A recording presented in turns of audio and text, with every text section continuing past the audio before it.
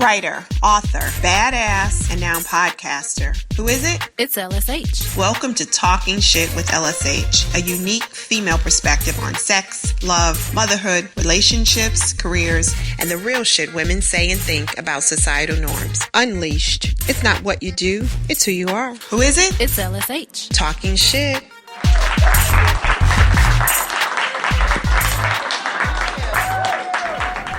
All right.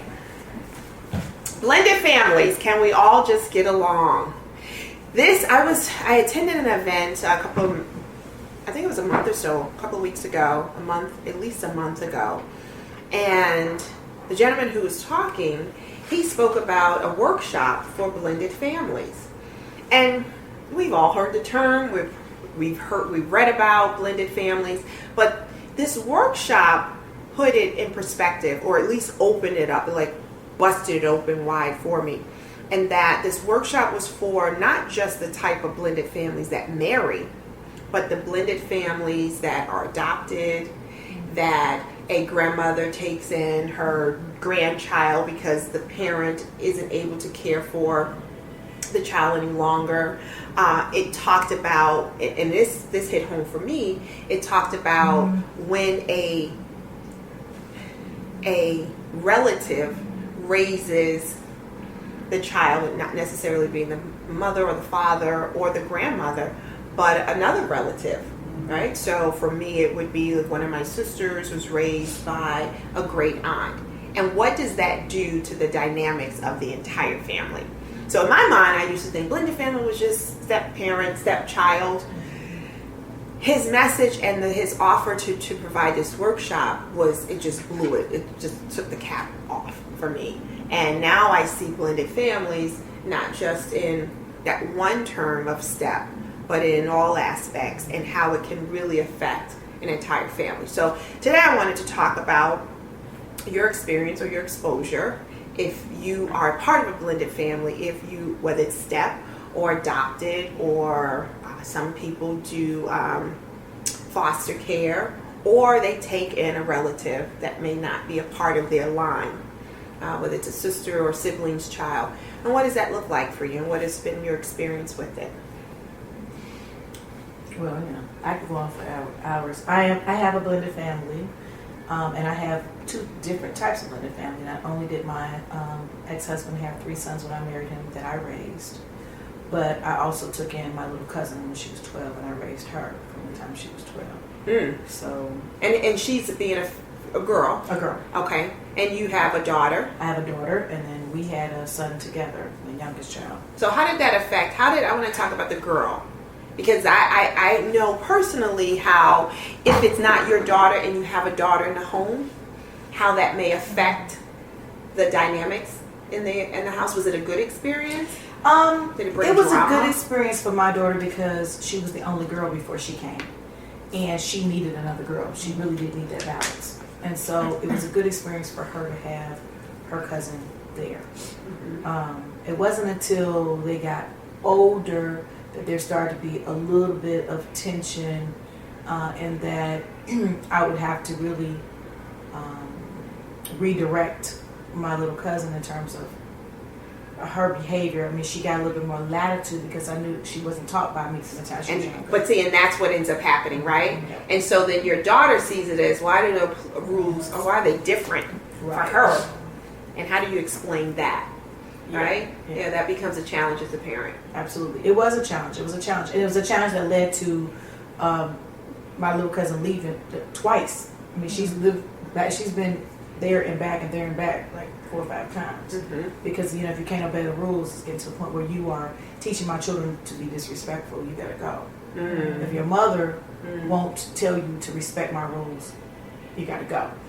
I would have allowed her to stay if her mother hadn't. Her mother got involved. My aunt got involved. And then I'm like, okay, well, then she can't stay here. But then, of course, she came back, 3 or 4 more times since then. She's grown now. But, it is definitely the most challenging thing that I have ever done in my life. Because you're trying to blend, it's you have your thoughts and your ideals about how you want to raise your children. And when they're not your biological children, even if they're part of your family, they had started off being raised by someone else who had a wholly different mindset. Right. And how do you blend that? How do we all get along? And then how do you make sure that all the rules apply to the same children under the same household? It is difficult. It's a challenge. I was speaking to my mother about a situation that a friend was going through with a child coming into the home, the husband's child, and just really having a hard time about it and a hard time with it. And she said, well, does she love the little girl?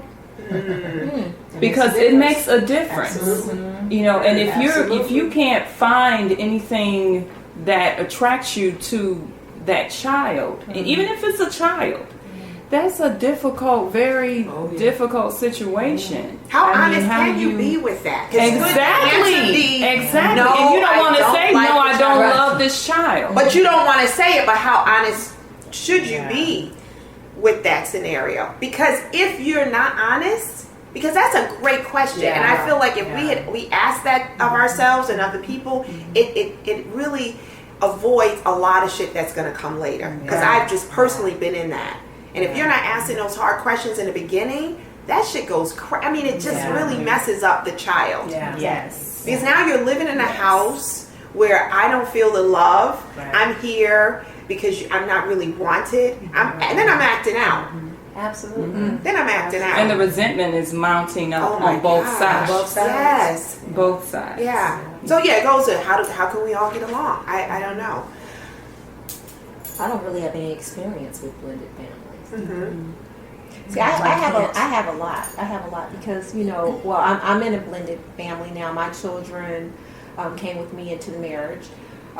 My husband's has children that are grown, and I really don't have a relationship with them. So, I can't speak on that.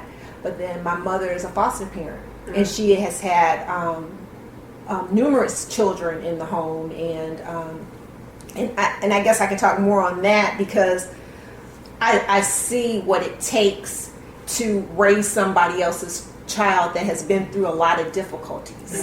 Because and my mother and I talk every day. If I do not talk to her first thing in the morning, I'm getting a phone call till she reaches me. And so I hear a lot of what she's going through, because she is actually right now, my mom is going on 74, and she has started raising a family of 6. One son graduated last year. The 2 girls are graduating this year. Wow. And then she's going to have 3, and they'll be out the house, and then she's done with foster care after this. But, just listening to her and what she's coming against, because she's grandma. She's grandma. Yeah. And I just, sometimes have to be that sounding board so that it's not, I want her to be there, for the love.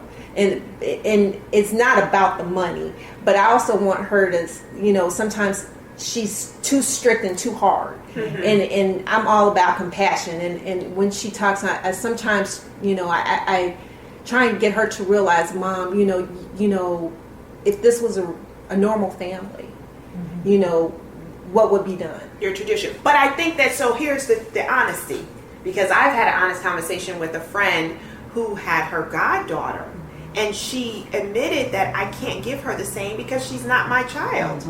And so I have a lot of compassion. I still feel that it would be a challenge to day in and day out.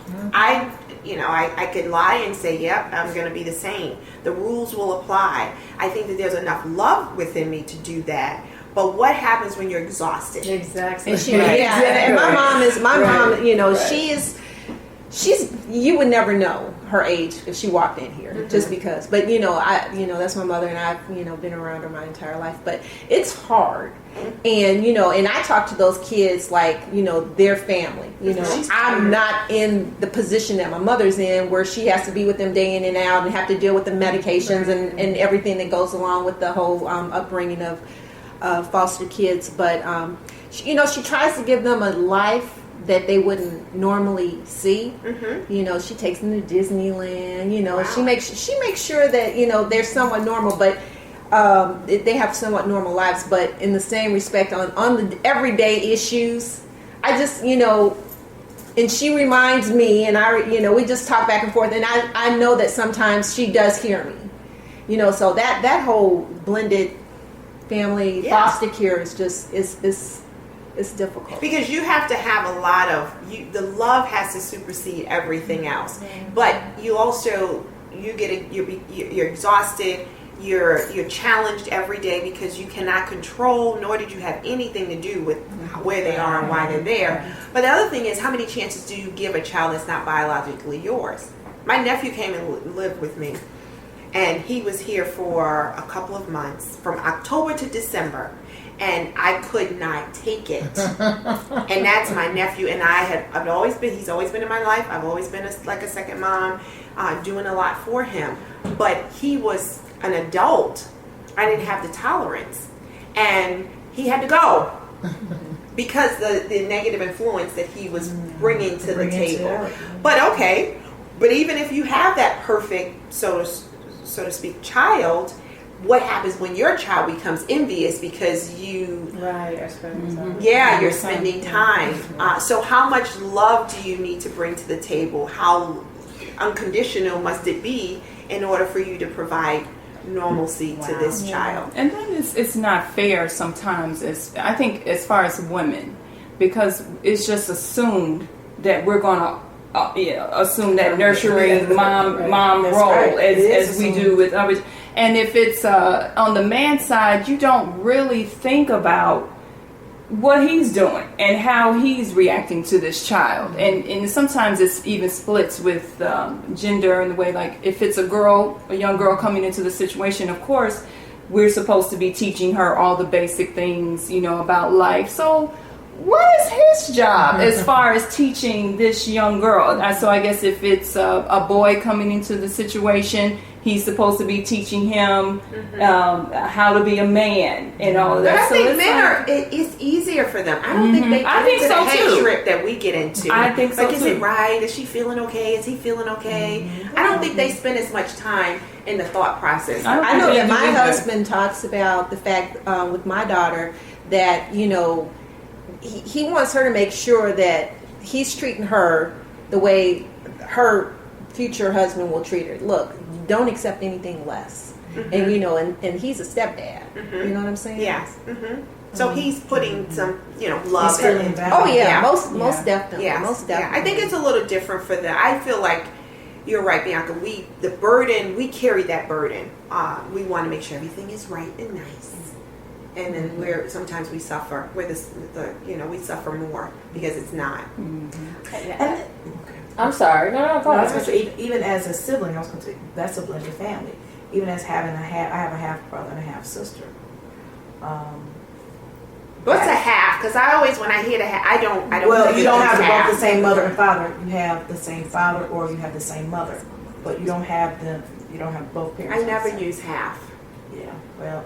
But go ahead. So, I think it's different if you have the same mom, because you live all together normally, and when you come from the same mother, people don't even think about it. So but if you have a sibling, your father's child, that's a half. But if it's your mother's child, well, it's still technically a half. You just don't think about it. You don't think about it. You don't put a label on it. It depends how you're raised. I have a half sister who I've never met that I know. That I don't. I mean, I met her when I was, I guess, a baby, but I don't remember her. She's older. She's older, and so she's my father's daughter before he met my mother, but he wasn't married to her mother.